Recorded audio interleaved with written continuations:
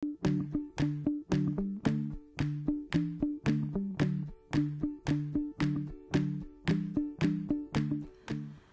merhabalar.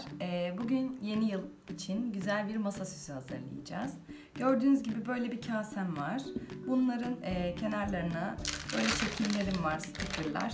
Normalde aslında istediğiniz şekli kesip de yapıştırabilirsiniz ama böyle daha kolay olacağı için ben bunları tercih ettim. Büyüklü ve küçüklü olarak. Sonrasında onları yapıştırdıktan sonra gold boyamızla boyayacağız. İçerisine de tabii ki yeni yıl konseptimiz kozalaklarımız var. Kozalaklarımızı koyacağız ve mumumuzu ortasına koyup güzel bir masa süsü elde edeceğiz. Şimdi işlemlerimize başlıyoruz arkadaşlar. Evet, gördüğünüz gibi stickerlarımızı yapıştırmaya başlıyoruz. İstediğiniz şekilde yapıştırabilirsiniz kendinize göre. Ben şöyle ortalara büyükleri koyacağım. Kenarlarına da küçüklerini yapıştıracağım.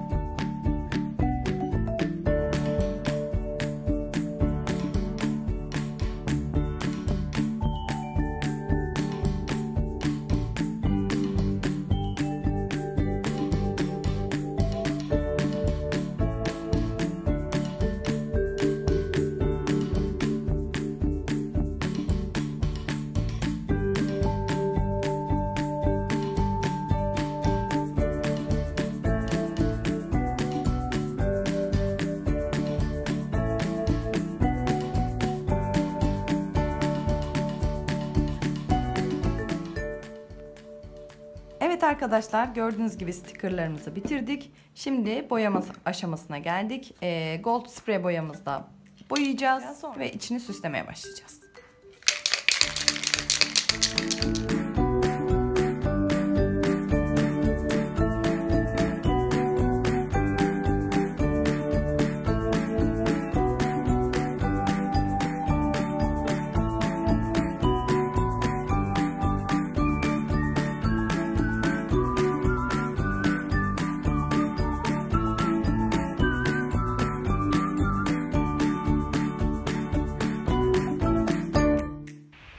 Evet arkadaşlar, gördüğünüz gibi gold boyamızı boyadık, kurumasını bekledik, kurudu. Gördüğünüz gibi harika kabartmalı bir görünüme sahip oldu.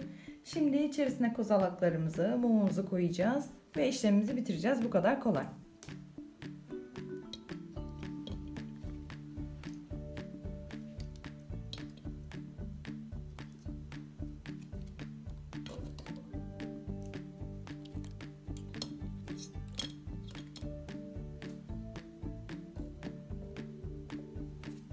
Evet, gördüğünüz gibi masa süsümüz hazır.